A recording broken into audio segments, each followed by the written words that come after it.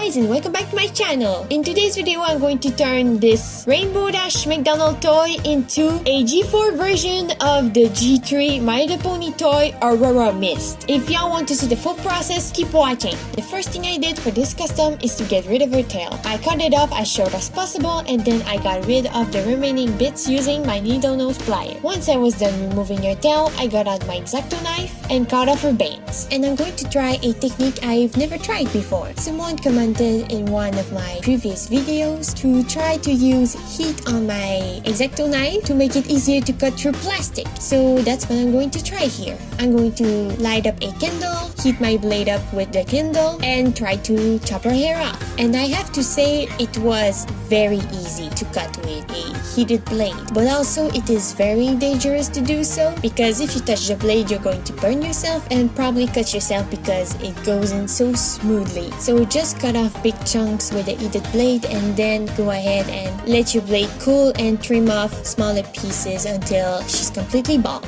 At least that's what I did and it went pretty well, so it does work. When I use this in the future, probably if I have to cut big pieces of plastic. So yeah, probably use this again, but you have to be really careful if you try this technique. I probably should have been wearing some kind of protection on my fingers and hands, but I was careful enough that I didn't hurt myself in any way, shape or form. So be careful with this technique and idea. But to the person who suggested it, thank you very much. I'm glad I tried it. It's really cool. After I was done cutting off her bangs, she was bald.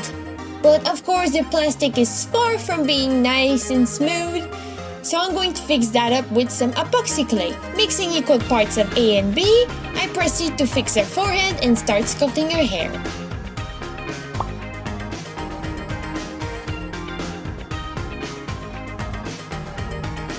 I'm using my X-Acto knife, my silicone tool and some water to sculpt, shape, and smooth the clay onto the plastic. I started with the bottom of her hair because I knew I was going to mess it up if I didn't let it completely cure before sculpting her new bangs. Also, I wasn't sure at this point how to make her bangs, so starting with the bottom gave me some extra time to figure it out.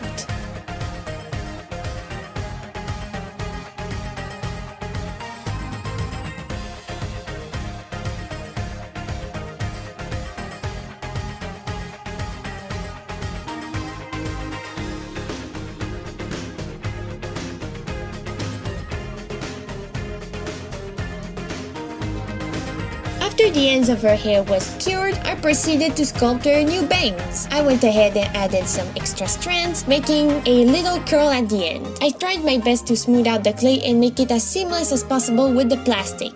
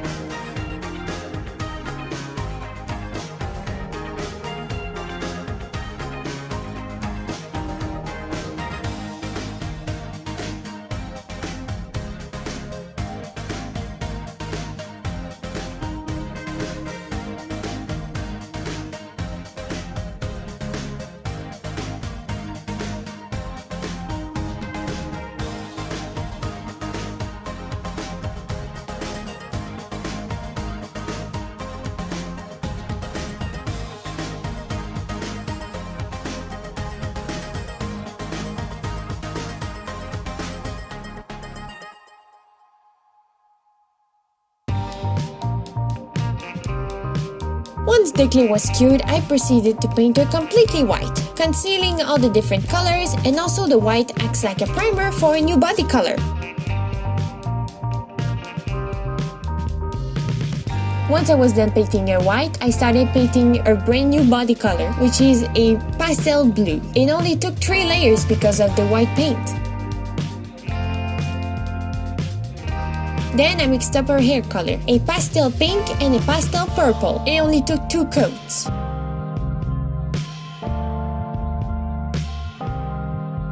Then I went ahead and sketched her cutie mark using a watercolor pencil. I used white so it wouldn't show up on her body. Once I was done painting,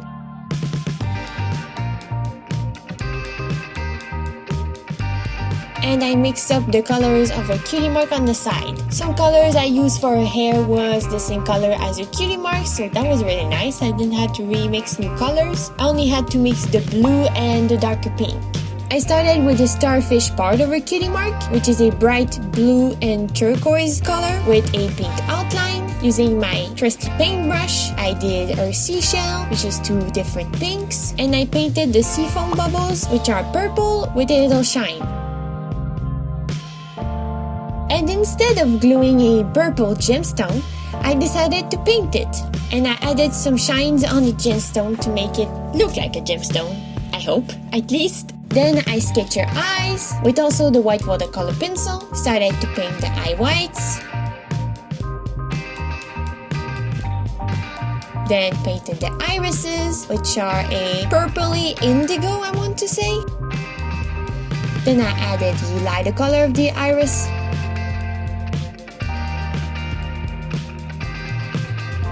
I sketched and painted the pupil.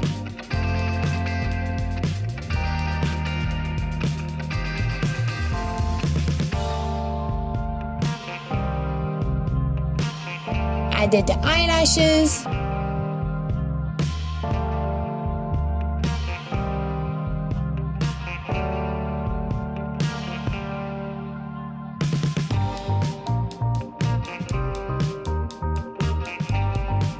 And then I proceeded to mess up one of the eye because I messed up the eye shine a couple of times. But in the end, I was able to give her eye shines and I was done with the paint.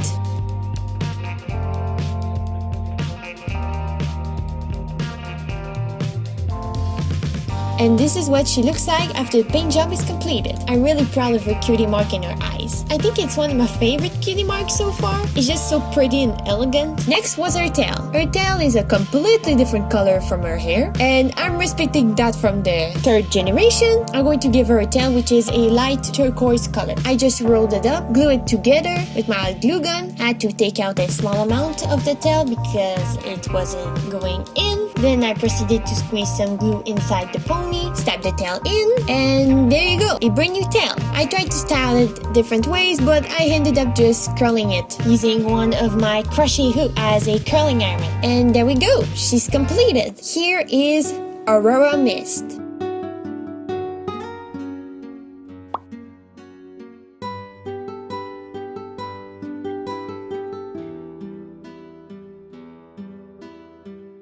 She's only the third My Little Pony from this little G3toG4 series, and I think she's kind of my new favorite right now because I just love her mermaid sea theme she has going on, and I think she's like super pretty. I had a lot of fun making her, and I'm sorry if it took a little longer to post this video and finish her.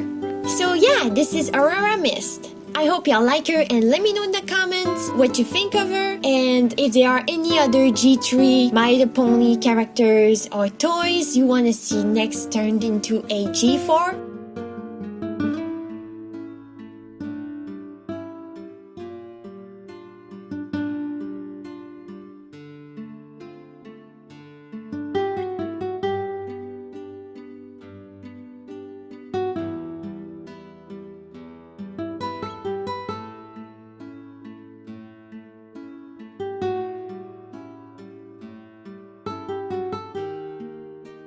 See you later, guys. Bye bye.